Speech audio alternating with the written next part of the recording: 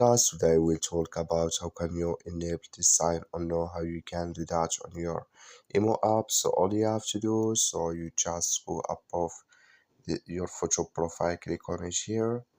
Then so when you click on your photo profile here, it's going to take you to this list. So then all you have to do, you just click here on settings.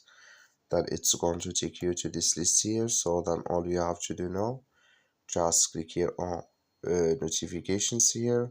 When you just click on it here, it's going to take you to this list. So then all you have to do, just click here on story. When you just click on here on story, it's going to take you to next step here. Then you come here to likes from my stories, click in this sign.